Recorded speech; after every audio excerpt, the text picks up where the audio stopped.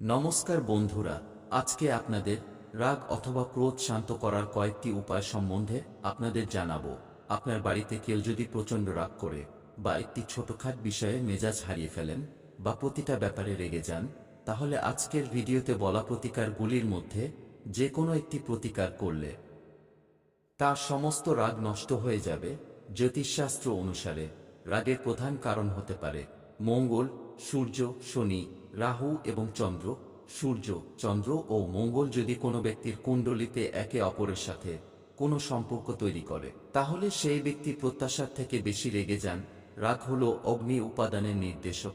যখন অগ্নি উপাদান অন্যান্য রাশি বা গ্রহের সাথে মিলিত হয়, তখন ব্যক্তি প্রতিটি বিষয়ে রাগ করে। এছাড়া যাদের কুণ্ডলিতে মঙ্গল অশুভ অবস্থানে থাকে, তাদেরও অত্যাধিক রাগ আসে। রাগ শান্ত করার সহজ কয়টি উপায়।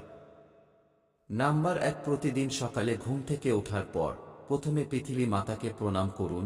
এছাড়াও বিছানা ছাড়ার পরে কমপক্ষে 15 মিনিট কারো সাথে কথা বলবেন না। শাস্ত্র অনুসারে এটি নিয়মিত করলে রাগ কমে এবং মনে শান্তি আসে। এছাড়াও গুরুজি, প্রতিদিন হনুমান চল্লিশা পাঠ করুন।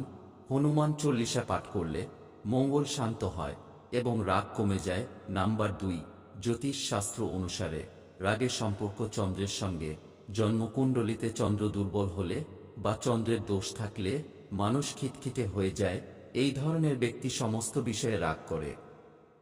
এই ধরনের ব্যক্তিদের রাগ নিয়ন্ত্রণ করতে হলে রূপার আংটি বা লকেটের মধ্যে মুক্তা পড়তে হবে। এছাড়াও সোমবার রাতে কিছুক্ষণ চাঁদের দিকে তাকিয়ে থাকলেও রাগ ধীরে ধীরে কমে যায়। নাম্বার 3, চন্দনের গুণ হল শান্ত এবং আরাম দেওয়া। আযুর্বেদে ও ধর্মশাস্ত্রে চন্দনের অনেক উপকারিতা বর্ণিত হয়েছে। চন্দন সমস্ত শুভ কাজে পাশাপাশি পূজায় ও ব্যবহৃত হয়। জ্যোতিষ শাস্ত্র অনুসারে আপনি যদি খুব রেগে যান, তাহলে চন্দনের প্রতিকার আপনার জন্য উপকারী হবে। এর জন্য প্রতিদিন কপালে চন্দনের তিলক লাগান। এটি মনকে শান্ত রাখবে এবং রাহু দোষ থেকে মুক্তি দেবে। নাম্বার 4, রাগ নিয়ন্ত্রণ করতে প্রতিদিন সকালে স্নান করে ভগবান সূর্যকে জল অর্পণ করুন। একই সঙ্গে মহাদেবের পূজা করতে হবে। এই প্রতিকার মনকে শান্ত রাখে এবং রাগ নিয়ন্ত্রণের আসে।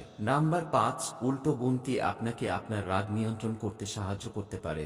আপনার শ্বাসের উপর ফোকাস করে 10 থেকে 1 পর্যন্ত উল্টো গুণটি করা আপনাকে আপনার মেজাজ এবং ভাষা নিয়ন্ত্রণ করতে সাহায্য করে।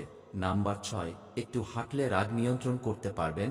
অবস্থান পরিবর্তন পরিস্থিতিকে প্রভাবিত করতে পারে, যা রাগে তীব্রতা কমাতে সাহায্য করে।